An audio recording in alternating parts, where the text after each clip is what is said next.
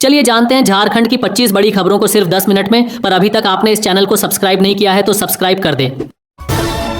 झारखंड के 10 जिलों में 3 दिन भारी बारिश का अलर्ट 2 जुलाई तक पूरे राज्य में एक्टिव रहेगा। मानसून रांची सहित पूरे झारखंड में सोमवार को मानसून पूरी तरह सक्रिय हो गया, जिसका असर आज भी देखने को मिल रहा है। राज्य के अधिकांश जिलों में बादल छाए हुए हैं। चाईबासा, कोडरमा, रामगढ़, धनबाद समेत अन्य कई जिलों में हल्की बारिश भी हुई। साथ ही कई जिलों में तेज हवा के साथ भारी बारिश भी देखने को मिली है। वहीं मौसम विभाग के अनुसार 2 जुलाई तक राज्य के अधिकांश हिस्सों में बारिश जारी रहेगी। इस दौरान कई इलाकों में वज्रपात, 50 किलोमीटर प्रति घंटे तक की तेज हवा और कहीं कहीं भारी बारिश की संभावना है। रांची, बोकारो, रामगढ़, धनबाद, खूंटी, लोहरदगा, गुमला, सिमडेगा और जामताड़ा समेत 10 जिलों में भारी बारिश का अलर्ट जारी किया गया है। सोमवार को राज्य के कई जिलों में बारिश हुई है। इसमें डाल्टनगंज में सबसे अधिक 40 मिलीमीटर वर्षा दर्ज की गई। मौसम विभाग ने बताया कि 2 जुलाई तक पूरे प्रदेश में अच्छी बारिश के आसार हैं। झारखंड में बदल गया। सरकारी स्कूलों का समय सुबह 9 बजे से शाम 3 बजे तक कक्षाएं। नए टाइम टेबल से अभिभावक चिंतित। 1 जुलाई से झारखंड के सरकारी स्कूलों के संचालन समय में बदलाव लागू हो जाएगा। शिक्षा विभाग के आदेश के अनुसार पहली से 12वीं तक के विद्यार्थियों की कक्षाएं अब सुबह 9 बजे से अपराह्न 3 बजे तक संचालित होंगी। हालांकि भीषण गर्मी के बीच इस निर्णय को लेकर अभिभावकों और शिक्षकों ने चिंता जताई है। उनका कहना है कि इन दिनों तापमान लगातार 40 डिग्री सेल्सियस के आसपास बना हुआ है और दोपहर के समय तेज धूप व उमस के कारण विद्यार्थियों को स्कूल आने जाने में परेशानी हो सकती है। वर्तमान में पहली से 8वीं तक की कक्षाएं सुबह 7 बजे से 11:30 तक तथा 9वीं से 12वीं तक की कक्षाएं सुबह 7 बजे से दोपहर 12 बजे तक संचालित हो रही हैं। झारखंड में शुरू हुई SIR प्रक्रिया राज्य के 2,64,63,236 वोटर की होगी। झारखंड में मंगलवार से मतदाताओं की SIR प्रक्रिया शुरू हो गई है। इसके तहत राज्य के 2,64,63,236 वोटर की जांच होगी। मुख्य निर्वाचन पदाधिकारी के रवि कुमार ने कहा कि मतदाता सूची का विशेष गहन पुनरीक्षण एक सहभागी एवं पारदर्शी प्रक्रिया है। इसका हर स्तर पर अंकेक्षण किया जाता है एवं अपील के भी प्रावधान है। उन्होंने कहा कि आज पूरे राज्य में मतदाता सूची के विशेष गहन पुनरीक्षण के क्रम में BLO एवं BLI 2 की बैठक आयोजित की गई। इसके साथ साथ सभी मतदान केंद्रों के लिए BLO को इन्यूमरेशन फॉर्म भी उपलब्ध करा दिया गया है। उन्होंने कहा कि वर्तमान समय में वोटर लिस्ट में 2,64,63,236 वोटर शामिल है। हर वोटर के लिए 2 इन्यूमरेशन फॉर्म बूथों पर उपलब्ध करा दिए गए हैं। हुल दिवस पर CM हेमंत सोरेन ने सिद्धू कानू को किया नमन। कहा उनके संघर्ष से मिलती है प्रेरणा। कूल दिवस पर CM हेमंत सोरेन ने सिद्धू कानू को किया नमन। कहा उनके संघर्ष से मिलती है प्रेरणा। कूल दिवस के अवसर पर मुख्यमंत्री हेमंत सोरेन ने आज मंगलवार को वीर शहीद सिद्धू कानू की प्रतिमा पर माल्यार्पण कर उन्हें श्रद्धांजलि अर्पित की और उनके बलिदान को याद किया। इस मौके पर मुख्यमंत्री ने कहा कि वीर शहीद सिद्धू कानू ने जल, जंगल और जमीन की रक्षा के लिए अन्याय, शोषण और अत्याचार के खिलाफ ऐतिहासिक बिगुल फूंका था।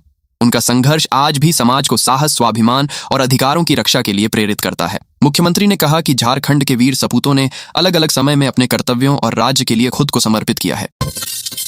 सरायकेला, खरसावां, आधी रात गांव में घुसा जंगली हाथी, घर तोड़कर चावल कर गया चट। सरायकेला, खरसावां जिला अंतर्गत चांडिल वन क्षेत्र के शीशी गांव में सोमवार देर रात झुंड से बिछड़े एक जंगली हाथी ने जमकर उत्पात मचाया। हाथी के अचानक गांव में घुसने से ग्रामीणों में अफरा तफरी और दहशत का माहौल बन गया। जान बचाने के लिए लोग रात भर अपने अपने घरों में दुबके रहे, जबकि कई ग्रामीण हाथी को भगाने के लिए शोर मचाते रहे। हालांकि हाथी काफी देर तक गांव में घूमता रहा और भारी नुकसान पहुंचाने के बाद जंगल की ओर लौट गया। उत्पाती हाथी ने शीशी गांव निवासी अंगद सिंह मुंडा के घर को निशाना बनाया। हाथी ने कच्चे मकान की दीवारों को तोड़ते हुए पूरे घर को बुरी तरह क्षतिग्रस्त कर दिया। इसके बाद घर के अंदर रखे चावल को अपना आहार बनाया और अन्य घरेलू सामान भी इधर उधर बिखेर दिया। घटना के बाद पीड़ित परिवार के सामने रहने और भोजन की समस्या खड़ी हो गई है।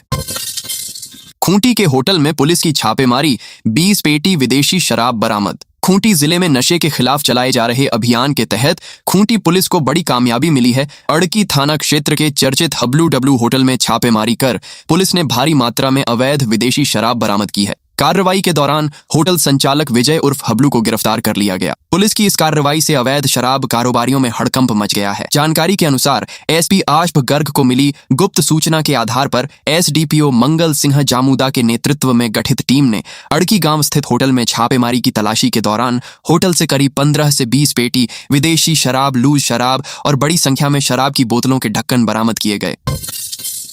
चांडिल में ट्रक ने बाइक को रौंदा, पति पत्नी ने छलांग लगाकर बचाई जान। झारखंड के सरायकेला खरसावां जिले के चांडिल थाना क्षेत्र स्थित NH-32 न्यू बाईपास पर मंगलवार सुबह एक सड़क हादसा टल गया। रावताड़ा स्थित अंडर कंस्ट्रक्शन फ्लाईओवर के लिंक रोड पर आयरन लोडेड ट्रक ने एक बाइक को कुचल दिया। हालांकि बाइक पर सवार पति पत्नी ने समय रहते कूदकर अपनी जान बचा ली। हादसे में बाइक पूरी तरह क्षतिग्रस्त हो गई। जानकारी के अनुसार चौका थाना क्षेत्र के खूंटी गांव निवासी मनोज रजक अपनी पत्नी दीपिका देवी के साथ बाइक से नीमडीह थाना क्षेत्र के चालियामा गांव स्थित अपने मामा के घर जा रहे थे। इसी दौरान चांडिल थाना क्षेत्र के रावताड़ा बाईपास पर पुरुलिया की ओर जाने वाली सड़क में आयरन लोडेड ट्रक अचानक बैक करने लगा। मिली जानकारी के अनुसार ट्रक चालक ने बिना पीछे की स्थिति देखे गाड़ी बैक किया, जिससे पीछे चल रही बाइक उसकी चपेट में आ गई। 29 को नियुक्ति पत्र, 30 को रिटायर। एक को सेवानिवृत्ति से एक दिन पहले मिला ज्वाइनिंग लेटर, तो दूसरे को रिटायरमेंट के बाद झारखंड में सहायक आचार्य नियुक्ति प्रक्रिया के तहत अब तक करीब 12,500 अभ्यर्थियों को नियुक्ति पत्र मिल चुके हैं, जबकि कुल 26,000 पदों पर बहाली जारी है। लेकिन इस प्रक्रिया में कई ऐसे मामले सामने आए हैं जहां वर्षों के इंतजार के बाद अभ्यर्थियों को नियुक्ति पत्र तब मिला जब उनकी सेवानिवृत्ति की उम्र पूरी हो चुकी थी। यह अगले ही दिन पूरी होने वाली थी। पारा शिक्षकों के लिए 50% पद आरक्षित थे और अधिकतम आयु सीमा 58 वर्ष तय की गई थी। लेकिन भर्ती प्रक्रिया में करीब 3 साल लगने से कई अभ्यर्थी 60 वर्ष की उम्र तक पहुंच गए। ऐसा ही मामला जामताड़ा के नंदलाल रवानी का है, जिन्हें 29 जून को नियुक्ति पत्र मिला, जबकि 30 जून को वे 60 वर्ष की आयु पूरी कर सेवानिवृत्त हो गए। देवघर में डबल मर्डर से सनसनी 4 साल पहले हुई थी।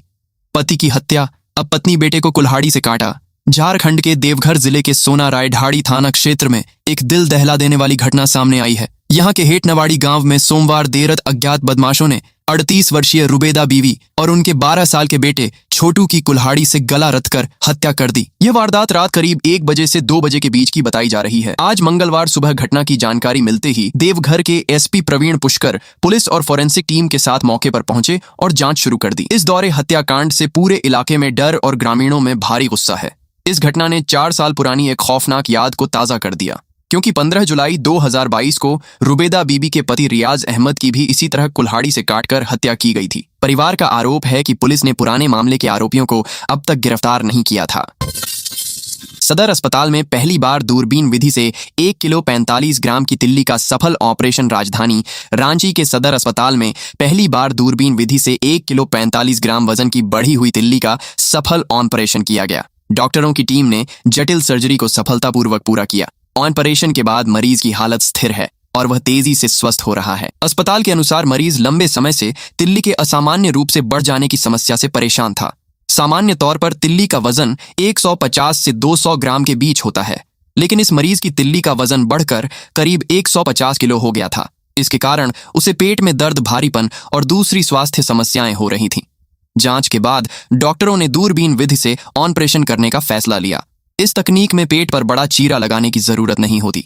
छोटे छोटे छेद के जरिए कैमरे और विशेष उपकरणों की मदद से सर्जरी की जाती है।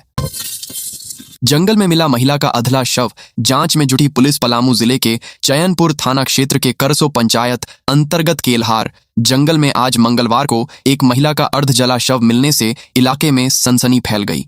शव को सबसे पहले